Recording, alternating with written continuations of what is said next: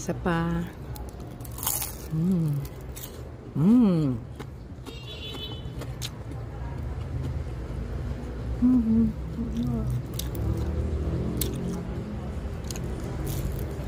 Mm. Ito nga yung inani naming jumbo na singkamas, o diba ang laki at ang ganda nung nalinis ko na. At ayan nga ay aking gagawin ngayong lumpia, at masarap daw yung lumpiang singkamas, kaya subukan natin gawin.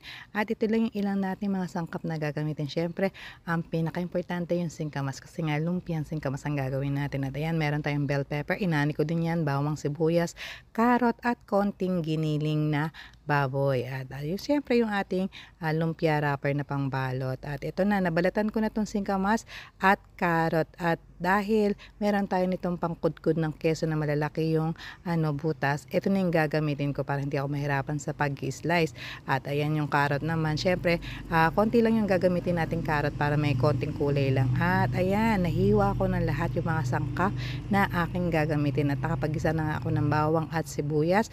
Ngayon ito, ilalagay ko na yung giniling na karne ng baboy. At ayan, nahalo-haluin ko lang to, hintayin ko lang mag-brown ng kaunti bago natin ilagay yung mga iba pa nating mga sangkap katulad ng singkamas, carrot at yung bell pepper. Ayan, pinapalabas ko lang muna yung mantika nitong ating giniling.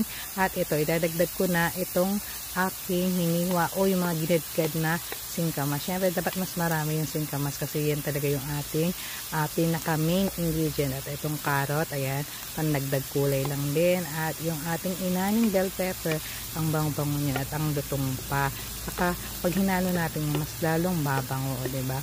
Tapos halo-haluin lang natin yan at titimplahan natin ng asin at paminta. Yun lang yung palagi kong nilalagay, no, asin at paminta. Pero kung meron pa kayong gustong ilagay ng mga pangpalasa, nasa sa inyo yan. Pero sa akin kasi, okay na yung asin at paminta. At ayan na, iniiga ko lang yung pinakasabaw, diba, yung tinutuyo ko lang para pagka binalot natin, hindi naman mabasa ng gusto yung ating wrapper. At ayan na, sisimulan ko ng balutin itong ating nilutong singkamas. Ayan, ayan, mga isang kutsara lang pwede na siguro, at para hindi naman talaga punong-puno at masira yung ating wrapper. Ayan, ganito ba kayo magbalat ng inyong mga lumpia? Yan, sa gilid muna, tapos itutupi natin at saka natin iro-rolyo.